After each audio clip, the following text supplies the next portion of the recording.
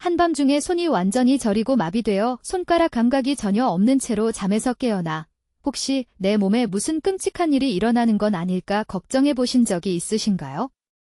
아니면 책상에 앉아 있다가 갑자기 다리가 너무 심하게 저려서 일어서기조차 힘들었던 경험은요? 지금부터 제가 말씀드릴 내용을 아주 주의 깊게 들어주십시오. 이 정보는 앞으로 6개월 안에 여러분이 완전히 마비되는 것을 막아줄 수 있습니다.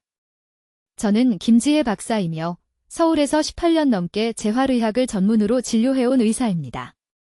국립재활원과 강남에 있는 제 개인 클리닉에서 저린 증상, 얼얼한 감각, 원인을 알 수 없는 신경통으로 고통받는 7,000명이 넘는 환자분들을 치료해왔습니다. 5년 전 제가 발견한 사실은 이러한 증상들에 대해 제가 알고 있다고 생각했던 모든 것을 완전히 바꿔놓았고 다른 의사들이 여러분께 말씀드린 거의 모든 것과 상반됩니다. 지금 저를 위해 한 가지를 해주시기 바랍니다. 목과 어깨가 만나는 곳, 정확히 목과 쇄골이 만나는 지점에 엄지손가락으로 세게 눌러보세요. 3초 동안 눌러주세요. 날카롭고 찌르는 듯한 감각이 느껴지셨나요? 그 감각이 팔 아래로 또는 머리 위로 퍼져나갔나요? 만약 뭔가 이상한 느낌이 들었다면 계속 보시기 바랍니다. 여러분은 이미 위험 구역에 있습니다. 대부분의 의사들이 절대 말해주지 않는 무서운 진실이 있습니다. 한국에서 매일 200명이 넘는 사람들이 영구적인 장애로 이어지는 갑작스러운 신경 압박을 경험합니다. 일시적인 불편함이 아닙니다. 영구적인 기능 상실입니다. 그리고 이들 중 87%는 초기 경고 신호를 무시했습니다. 바로 지금 여러분이 경험하고 있을 수 있는 그 신호 말입니다. 그들은 그저 나이 때문이라고 생각했습니다. 저절로 나아질 거라고 생각했습니다. 그들은 치명적으로 잘못 생각한 것입니다. 가장 나쁜 부분은 통증 자체가 아닙니다. 가장 나쁜 부분은 6개월 후 더 이상 스스로 옷의 단추를 채울 수 없게 되었을 때 일어나는 일입니다. 딸에게 화장실 사용을 도와달라고 해야 할 때 절대 되지 않겠다고 스스로에게 약속했던 그 짐이 되었을 때 말입니다. 손상이 이미 돌이킬 수 없게 된 후에 너무 늦게 저를 찾아온 너무나 많은 환자분들에게서 이런 일이 일어나는 것을 봐왔습니다. 하지만 저는 희망을 제시하지 않은 채 여러분을 겁주려고 여기 있는 것이 아닙니다. 의료계가 완전히 간과해온 무언가를 제가 발견했기 때문에 여기 있습니다. 여러분이 경험하는 저림과 얼얼한 감각은 처음에는 실제로 신경 문제가 아닙니다. 근막 문제입니다. 여러분의 근막, 즉 몸속 모든 신경을 감싸고 있는 얇은 결합 조직이 제한되어 신경 경로 주변에 체액을 가두게 됩니다. 이렇게 갇힌 체액이 신경을 압박하고 적절한 신호 전달을 차단합니다. 이것이 저림 증상이 나타났다, 사라지는 이유입니다. 이것이 밤에 더 악화되는 이유입니다. 이것이 전통적인 치료가 실패하는 이유입니다. 이러한 이해를 바탕으로 수천 명의 환자를 치료한 후 저는 근막 제한이 가장 흔하게 발생하는 정확한 압력 지점을 목표로 하는 5분짜리 순서를 개발했습니다. 이 순서는 갇힌 체액을 즉시 방출하고 어떤 약물도 어떤 비싼 장비도 없이 그리고 집을 떠나지 않고도 적절한 신경 기능을 회복시킵니다. 앞으로 몇 분 안에 서울, 부산, 그리고 한국 전역의 수천 명의 제 환자분들이 저림 증상을 영구적으로 제거하는 데 도움을 준 완전한 방법을 여러분과 공유하겠습니다. 지금 여러분에게 영향을 미치고 있는 7가지 주요 신경 압박 부위 중 어느 것인지 식별하는 방법을 배우게 될 것입니다. 즉각적인 완화를 유발하는 정확한 손 위치와 압력 기술을 배우게 될 것입니다. 그리고 중요하게도 저림이 실제로 즉각적인 병원 치료가 필요한 의료 응급 상황임을 알려주는 경고 신호를 배우게 될 것입니다. 하지만 먼저 왜 기존 치료가 실패하는지, 그리고 이미 시도한 모든 것에도 불구하고 왜 저림 증상이 악화되고 있는지 정확히 이해해야 합니다. 한밤중에 손이 완전히 저린 채로 잠에서 깨어난 적이 있으신가요? 죽은 무게처럼. 감각이 없이 흔들어 보고 움직여 보지만 그 무서운 저림은 사라지지 않습니다. 이제 이것을 상상해 보세요. 그 저림이 퍼져나갑니다. 팔 위로. 어깨를 가로질러. 그리고 갑자기 오른쪽 전체를 움직일 수 없게 됩니다. 도움을 요청하려 하지만 입이 말을 만들어내지 못합니다. 혼자입니다. 매년 수천 명의 사람들에게 이런 식으로 시작됩니다. 통증이 아니라 저림으로. 저는 김지혜 박사입니다. 여기 한국에서 재활의학 분야에서 18년을 보냈으며 다른 모든 사람들이 그들의 저림이 그저 스트레스, 그저 나이, 그저 살아가면서 받아들여야 하는 것이라고 말한 후에 저를 찾아온 7,000명이 넘는 환자들을 봐왔습니다. 하지만 저는 모든 것을 바꾼 무언가를 발견했습니다. 오늘 여러분이 무시하는 저림은 영구적인 신경 손상이 시작되기 전 여러분 몸의 마지막 경고입니다. 그리고 대부분의 의사들은 완전히 잘못된 곳을 보고 있습니다. 강남에 사는 박 씨에 대해 말씀드리겠습니다. 68세입니다. 그는 젓가락을 거의 잡을 수 없는 상태로 삼성의료원에 있는 제 클리닉에 왔습니다. 6개월 동안 손가락에 저림이 있었습니다. 의사들은 수근관 증후군이라고 말했습니다. 손목 보호대를 주었습니다. 항염증 약물, 물리치료. 아무것도 효과가 없었습니다. 왜일까요? 문제가 그의 손목에 전혀 없었기 때문입니다. 압박은 12cm 더 위쪽, 아무도 확인하지 않은 곳에서 일어나고 있었습니다. 제가 여러분께 가르쳐 드릴 기술을 적용한 지 5분 만에 박 씨는 다시 손가락을 느낄 수 있었습니다. 그는 제 진료실에서 울었습니다. 여러분이 이해해야 할 것은 이것입니다. 저림은 질병이 아닙니다. 저림은 메시지입니다. 여러분의 신경이 목 졸리고 있다고 비명을 지르고 있는 것입니다. 뼈 때문이 아닙니다. 근육 때문이 아닙니다. 근막 유착이라는 것 때문입니다. 근막을 몸속 모든 근육, 모든 신경, 모든 장기를 덮고 있는 얇은 비닐랩이라고 생각하세요. 이 랩이 끈적끈적해지고 단단해지면 갇힌 체액 주머니를 만듭니다. 이 체액은 만력 조임쇠처럼 신경을 누릅니다. 혈액이 흐를 수 없습니다. 신호가 통과할 수 없습니다. 그리고 그때 저림을 느끼는 것입니다. 하지만 여러분을 충격에 빠뜨릴 부분이 있습니다. 스트레칭은 더 악화시킵니다. 모든 사람이 스트레칭을 하라고 말합니다. 몸이 뻐근할 때 팔을 당기고 목을 구부리고 어깨를 돌립니다. 하지만 이미 체액으로 압박받고 있는 신경을 스트레칭하면 매듭이 묶인 밧줄을 당기는 것과 같습니다. 더 큰 손상을 만드는 것입니다. 이것이 바로 저림 증상이 계속 재발하는 이유입니다. 해결책은 스트레칭이 아닙니다. 배액입니다. 먼저 갇힌 체액을 빼내야 합니다. 그리고 이 체액이 쌓여서 신경을 조르는 곳이 우리 몸에 정확히 7군데 있습니다. 저는 이것을 신경 압박의 7관문이라고 부릅니다. 쇄골 관문, 겨드랑이 관문, 팔꿈치 관문, 손목 관문, 엉덩이 관문, 무릎 관문, 그리고 발목 관문입니다. 제가 치료한 저림 사례의 92%가 7곳 중 단 한 곳의 막힘에서 비롯되었습니다. 지금 당장 해보시기 바랍니다. 오른쪽 쇄골 바로 위 공간을 만져보세요. 두 손가락으로 부드럽게 누르세요. 천천히 어깨 쪽으로 움직여보세요. 아픈 지점이 느껴지십니까? 다친 적도 없는데 마치 멍든 것처럼 느껴지는 곳이 있습니까? 그 통증은 완전한 팔을 조절하는 신경 다발인 상완신경총을 누르고 있는 갇힌 체액입니다. 손, 팔뚝 또는 새끼손가락과 약지에 저림이 있다면 이곳이 문제 부위입니다. 부산에서 오신 최 씨가 정확히 이런 문제를 겪었습니다. 71살이셨습니다. 매일 밤 팔이 저려서 잠을 잘 수 없었습니다. 부인께서 매일 저녁 자기 전에 30분씩 팔을 주물러 드려야 했습니다. 저를 찾아오셨을 때 제가 그 쇄골 부위를 누르자 거의 침대에서 뛰어오를 뻔하셨습니다. 그 통증이 바로 답이었습니다. 저는 그분께 특정한 배액 기법 하나를 가르쳐 드렸습니다. 자기 전 5분간.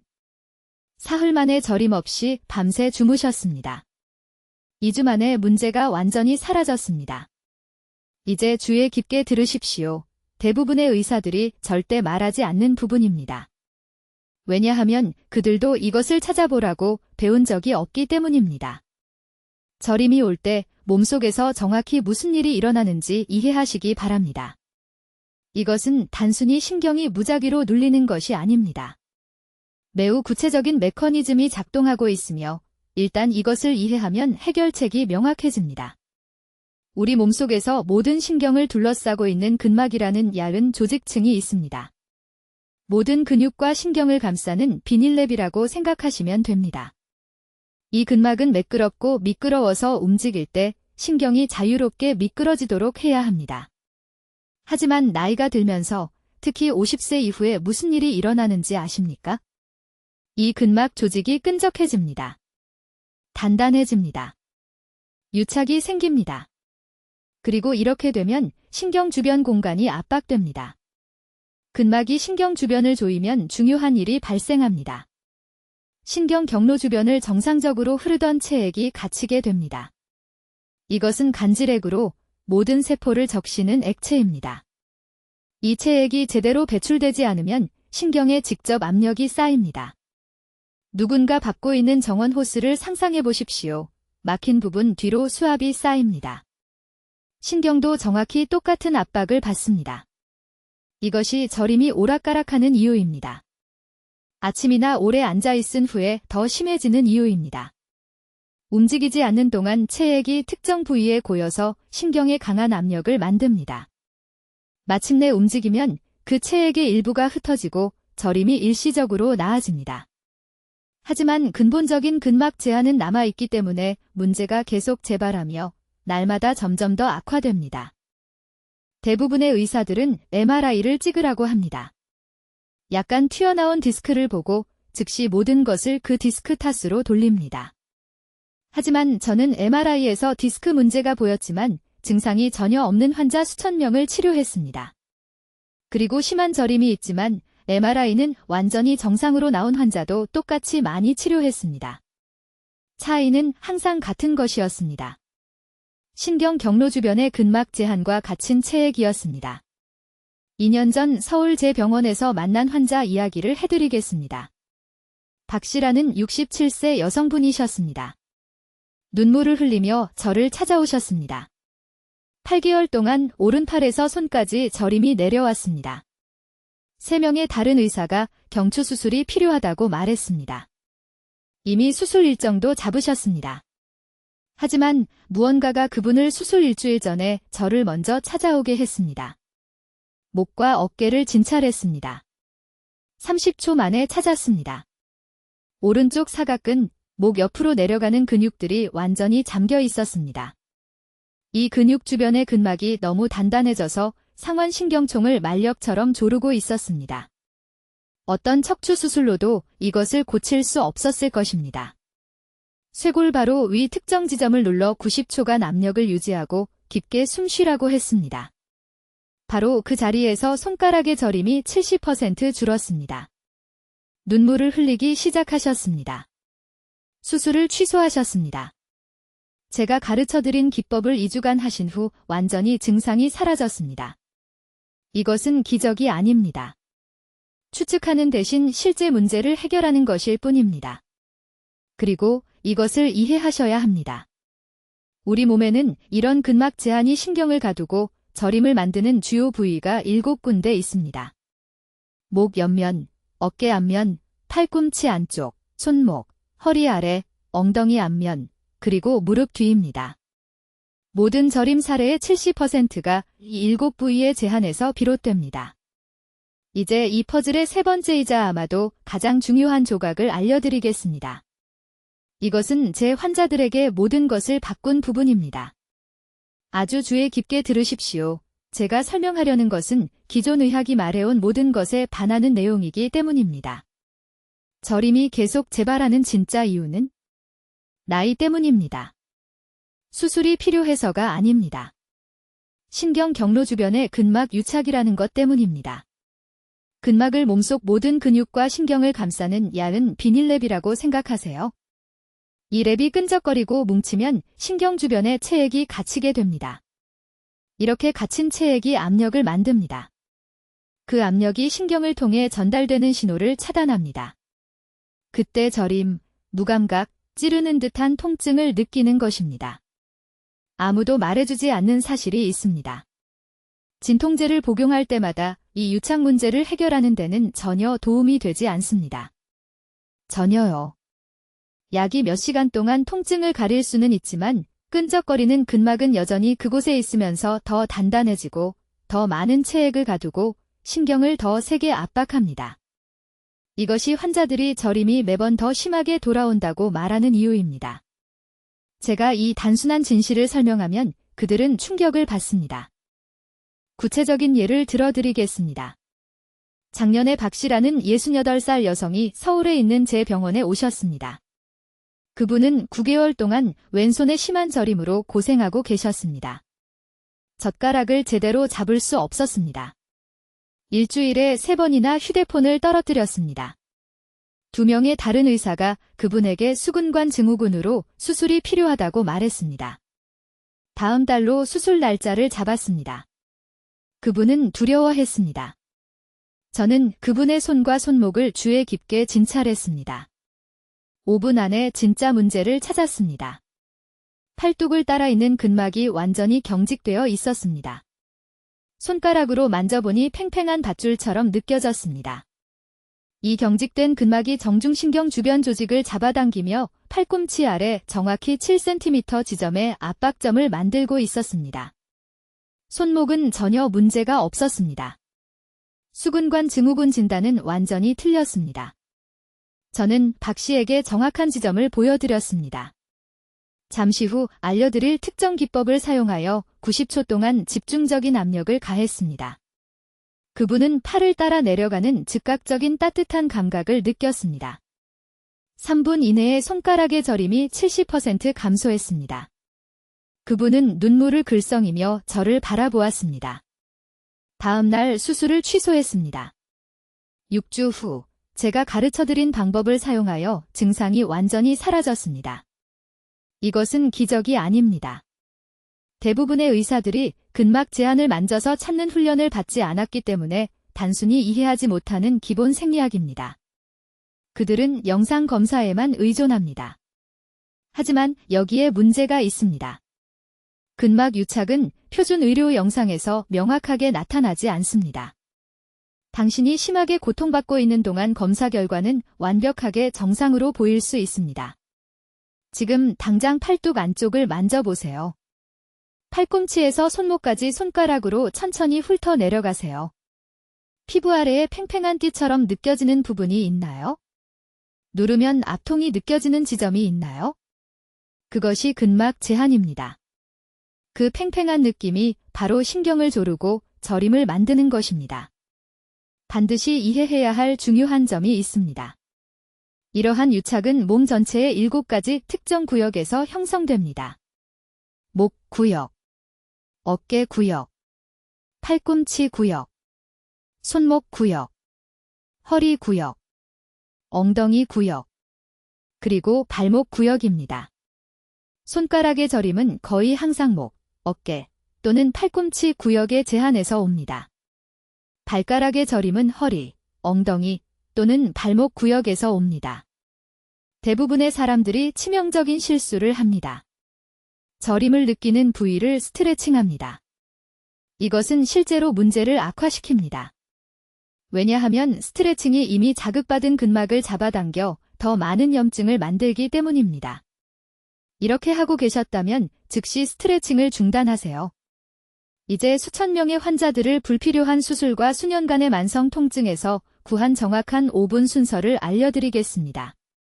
이것은 제가 18년의 임상 경험에서 배운 모든 것의 핵심입니다.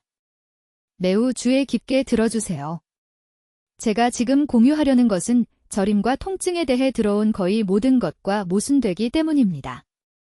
제가 한 가장 중요한 발견은 박 씨라는 환자로부터 나왔습니다.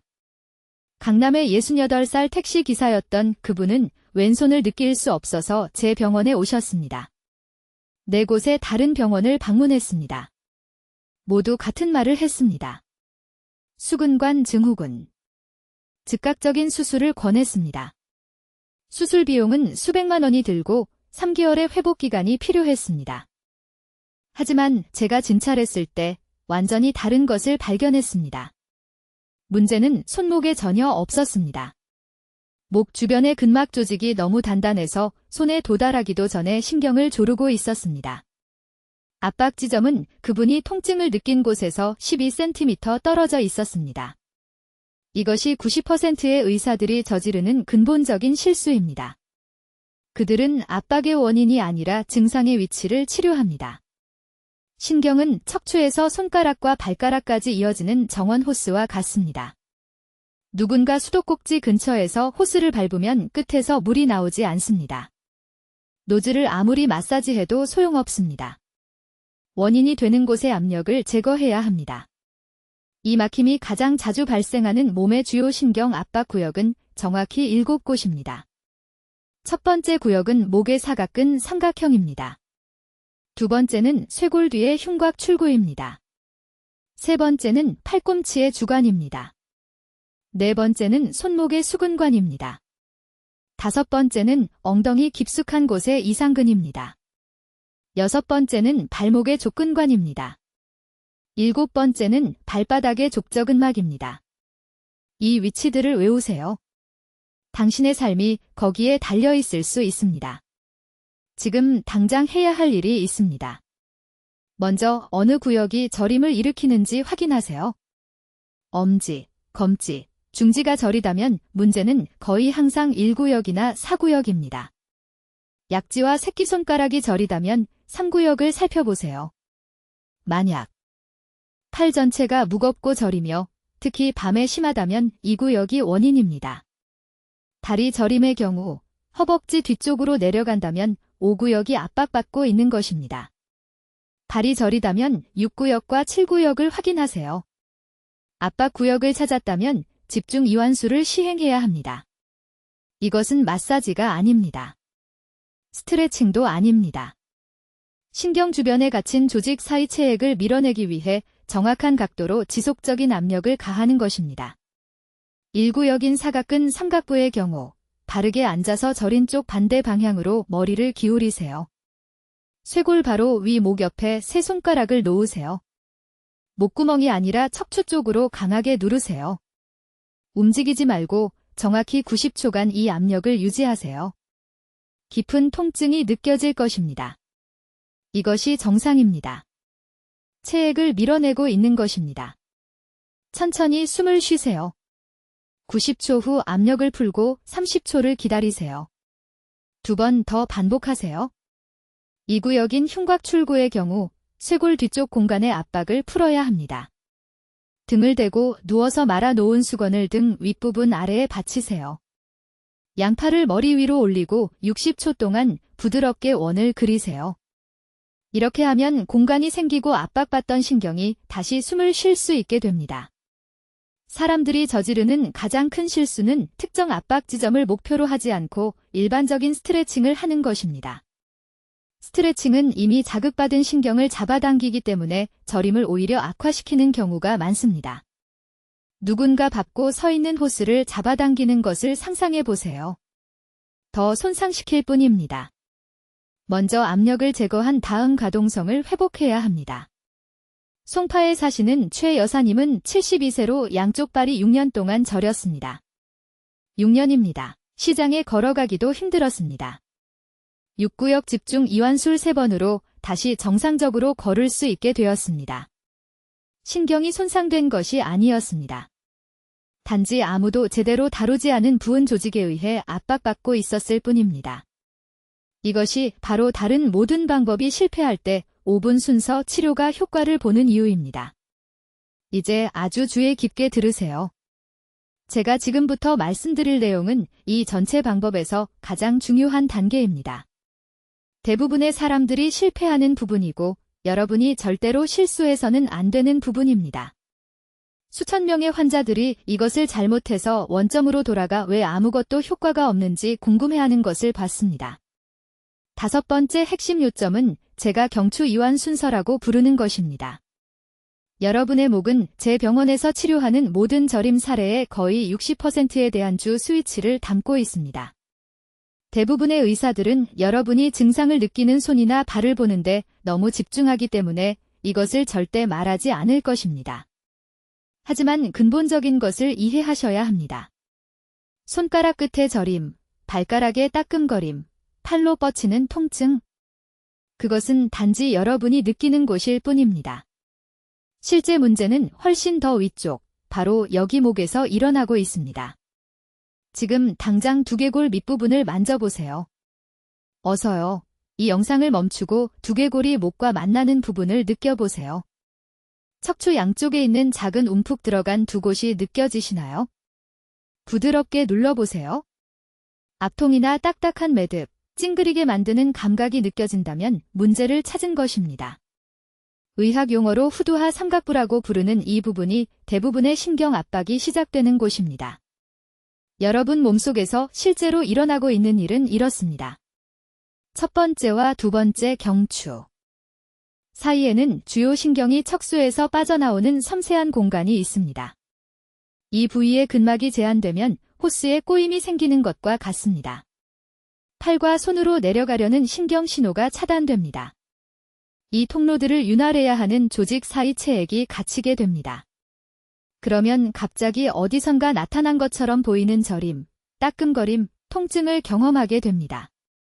지난달에 강남에서 오신 67세 박 여사님이라는 환자가 있었습니다. 4군데 다른 병원을 방문한 후 제 병원에 오셨습니다. 모든 의사가 똑같은 말을 했습니다. 수근관 증후군. 양쪽 손목 수술 일정을 잡으려 했습니다. 하지만 제가 진찰했을 때는 손을 먼저 만지지도 않았습니다. 바로 목으로 갔습니다. 경추를 촉진한 지 30초도 안 되어 여사님이 헐떡였습니다. 통증이 너무 심해서 의자에서 거의 뛰어오를 뻔했습니다. 그때 알았습니다. 손은 괜찮았습니다. 손목도 괜찮았습니다. 문제는 바로 거기 목에 있었고 아마 3년 동안 그곳에 있었을 것입니다. 정확히 해야 할 일은 이렇습니다. 지금 바르게 앉으세요. 턱을 가슴 쪽으로 약 2cm 정도 살짝 내리세요. 이제 오른손을 들어 머리 위로 넘겨서 손가락 끝이 왼쪽 귀 바로 뒷 부분을 만질 수 있게 하세요. 손가락 끝을 사용해서 강한 압력을 가하세요. 부드러운 마사지가 아니라 진짜 압력입니다. 정확히 90초간 유지하세요. 불편함을 느낄 수 있습니다. 팔 아래로 이상한 감각이 전해지는 것을 느낄 수 있습니다. 좋은 것입니다. 제한을 풀고 있다는 뜻입니다. 이제 반대편으로 바꾸세요. 왼손을 머리 위로 넘겨서 오른쪽 귀 뒤를 누르세요. 또 90초입니다. 서두르지 마세요. 이것을 충분히 강조할 수 없습니다. 근막이 반응하려면 시간이 필요합니다. 30초만 누르면 시간을 낭비하는 것입니다. 조직이 이완되지 않습니다. 하지만 90초가 되면 놀라운 일이 일어납니다. 근막의 기계, 수용기가 신경계의 보호 긴장을 풀라고 신호를 보내기 시작합니다. 양쪽을 다 한 후 머리를 뒤로 젖히고 천장을 보세요.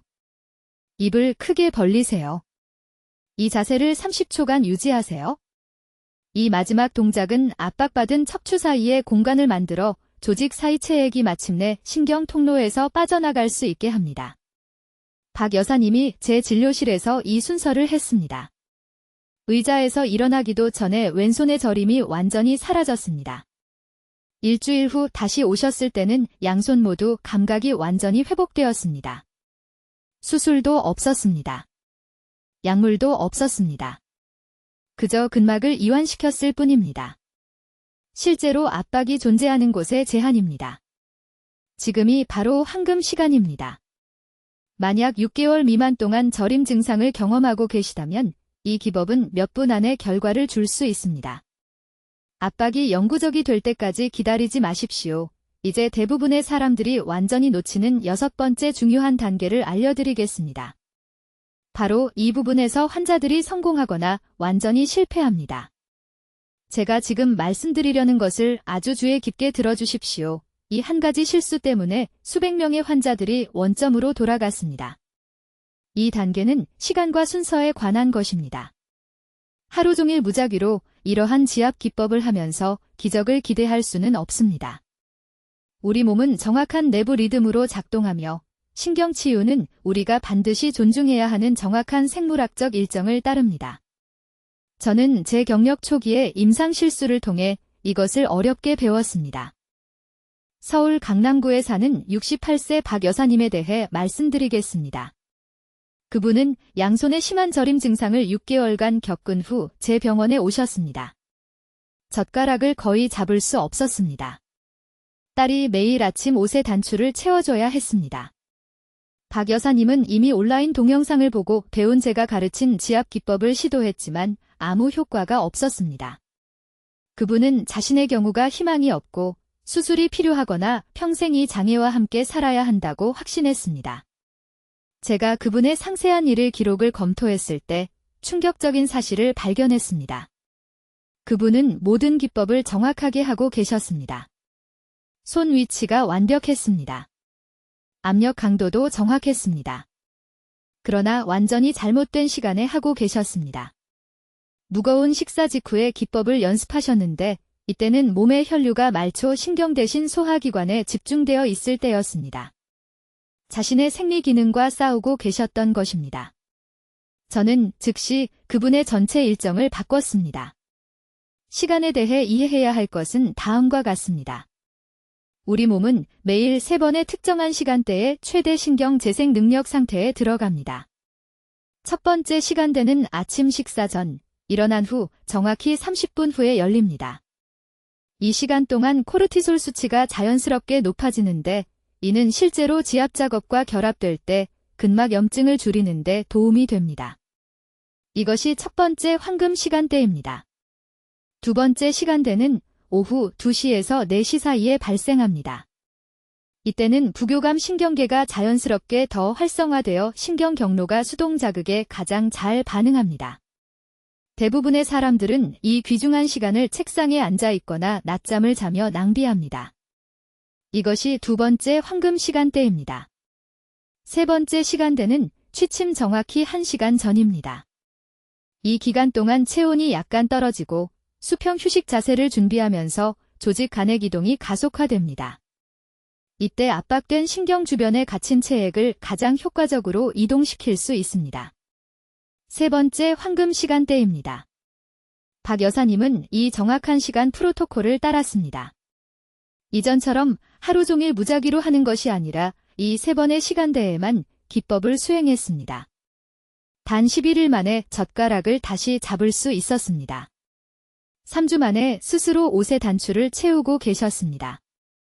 2개월 만에 저림이 전혀 없어졌습니다. 그러나 좋은 결과와 기적적인 결과를 구분하는 중요한 세부 사항이 있습니다. 뜨거운 샤워나 목욕 직후에는 절대로 이러한 기법을 수행해서는 안 됩니다. 저는 이 실수를 끊임없이 봅니다. 뜨거운 물은 일시적인 혈관 확장, 인위적인 혈관 팽창을 유발합니다. 그런 다음 지압 기법을 적용하면 혼란스러운 순환 신호에 맞서 작업하게 됩니다. 신경이 혼합된 메시지를 받습니다. 기법이 실패하고 환자들은 자신의 시간 오류 대신 방법을 탓합니다. 마찬가지로 카페인이나 알코올을 섭취한 후 90분 이내에는 이러한 기법을 연습하지 마십시오. 두 물질 모두 신체의 자연스러운 염증 반응 주기를 심각하게 방해하여 근막 이완을 거의 불가능하게 만듭니다. 부산에서 온 환자 한 분은 매일 커피를 3잔 마시고 왜 아무것도 효과가 없는지 궁금해했습니다. 오후 커피를 없앤 순간 며칠 만에 저림이 사라졌습니다. 이것을 분명히 기억하십시오. 잘못된 시간에 올바른 기법은 결과가 전혀 없습니다. 올바른 시간에 올바른 기법은 확실한 완화를 의미합니다. 이것은 협상 대상이 아닙니다. 이것은 순수한 생물학입니다. 여러분의 몸은 고장 난 것이 아닙니다. 단지 자신의 자연스러운 치유 일정에 맞서 일해왔을 뿐입니다. 오늘, 바로 지금 시간을 고치십시오. 그러면 모든 것이 변하는 것을 보게 될 것입니다. 이제 여러분, 아주 주의 깊게 들어주십시오. 수천 명의 환자들을 평생의 신경 약물로부터 구한 정확한 5분 순서를 알려드리겠습니다. 이것은 오늘 암기해야 하는 실용적인 적용입니다. 내일이 아닙니다. 오늘입니다. 첫째, 압박 부위를 확인하십시오. 지금 편안한 의자에 앉으십시오. 오른손을 들어 귀 바로 아래 목 옆을 세게 누르십시오. 3초간 유지하십시오. 팔의 저림이 증가합니까? 감소합니까? 느끼는 것을 적으십시오. 이제 손을 목 쪽으로 2cm 앞으로 옮기십시오. 다시 누르십시오. 다른 감각이 있습니까? 이것은 갇힌 체액이 1구역에 있는지 2구역에 있는지 알려줍니다. 대부분의 사람들은 이것을 잘못 이해하고 잘못된 부위를 누르며 몇 달을 낭비합니다. 둘째, 이완 순서입니다. 팔과 손의 저림의 경우 손이 아니라 쇄골에서 시작해야 합니다. 이것이 90%의 사람들이 실패하는 부분입니다. 영향을 받은 쪽 쇄골 바로 위 움푹한 공간에 세 손가락을 놓으십시오. 부드러운 반죽을 누르듯이 부드럽지만 단단하게 아래로 누르십시오. 팔을 천천히 어깨 높이까지 올리는 동안 이 압력을 유지하십시오. 30까지 세십시오. 팔 아래로 따뜻한 감각이 느껴져야 합니다. 그것이 갇힌 조직 간액이 움직이기 시작하는 것입니다. 아무것도 느껴지지 않으면 1cm 더 깊이 누르십시오. 이것을 3번 하십시오. 셋째, 손가락 활성화 패턴입니다. 영향을 받은 손으로 주먹을 쥐십시오. 이제 엄지와 새끼손가락만 펴고 나머지 세 손가락은 구부린 상태로 유지하십시오. 이 이상한 자세를 10초간 유지하십시오. 바꿔서 엄지와 새끼손가락만 구부리고 나머지 세 손가락을 펴십시오. 10번 번갈아 하십시오. 이 특정 패턴은 근막 제한이 차단하는 정확한 신경 경로를 활성화합니다. 저는 강남에서 온 68세 박 여사님이라는 환자를 치료하다가 우연히 이것을 발견했습니다. 강남에서 오신 분입니다. 4년간 저림 증상으로 고생하셨습니다. 이 운동을 2분 하자마자 눈물이 흘러내렸습니다. 그토록 괴롭히던 저림이 완전히 멈췄습니다. 넷째, 운동 직후 미지근한 물 치료입니다. 뜨거운 물이 아닙니다. 찬물도 아닙니다. 정확히 체온과 같은 미지근한 물입니다. 대야에 물을 받아 어펙티드 부위를 5분간 담그면서 천천히 손을 계속 오므렸다 펴기를 반복합니다. 이렇게 하면 방금 만든 체액 순환이 유지됩니다. 이 순서를 하루에 2번 하십시오. 아침과 저녁입니다. 3번이 아닙니다. 1번도 아닙니다. 정확히 2번입니다. 하지만 여기서 제가 반드시 드려야 할 중요한 경고가 있습니다. 만약 저림과 함께 갑작스러운 심한 두통, 어눌한 말투, 또는 얼굴이 처지는 증상이 나타난다면 이것은 근막 제한이 아닙니다. 이것은 의료 응급 상황입니다. 즉시 도움을 요청하십시오. 이 운동을 시도하지 마십시오. 병원에 가십시오. 오늘 제가 알려드린 방법은 기계적 신경 압박에 효과가 있는 것이지 혈관 문제에는 해당되지 않습니다. 그 차이를 아십시오. 생명을 구할 수 있습니다. 부산에서 오신 73세 최 씨 택시기사님 이야기를 들려드리겠습니다. 핸들을 거의 잡지 못할 정도로 우리 병원에 오셨습니다. 생계가 끝나가고 있었습니다. 가족들은 그분이 일을 못하게 될까 봐 두려워했습니다. 저는 그분에게 바로 이 방법을 가르쳐 드렸습니다. 그분은 손님 기다리는 시간에 택시 안에서 하루 2번 종교적으로 실천하셨습니다. 3주 후 그분은 커피잔을 흘리지 않고 들 수 있다는 것을 보여주시려고 400km를 운전해서 우리 병원에 오셨습니다. 손자를 데리고 오셨습니다. 할아버지를 짐이 되지 않게 구해준 의사를 아이에게 보여주고 싶으셨던 겁니다. 지금이 여러분의 황금 시간입니다. 일시적인 저림이 영구적인 신경 손상이 되기 전에 행동할 수 있는 기회입니다. 완전한 방법을 알려드렸습니다. 숨긴 비밀이 없습니다. 비싼 치료가 필요 없습니다. 여러분의 손, 5분, 그리고 지금 가지신 지식만 있으면 됩니다. 댓글에 오늘 제 신경을 보호하겠습니다 라고 입력해 주십시오. 저를 위해서가 아닙니다. 이 채널을 위해서도 아닙니다.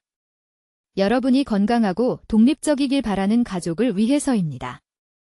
50세 이상 가족 모두와 이 영상을 공유하십시오. 저림이 돌아올 수 없는 지점에 도달하기 전에 이 정보가 그분들에게 전달되어야 합니다.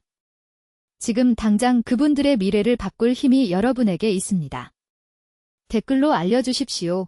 7가지 신경 압박 부위 중 어디가 여러분의 저림을 일으키고 있다고 생각하시는지, 그리고 언제 김 박사의 5분 기법을 시도해 보실 건지요.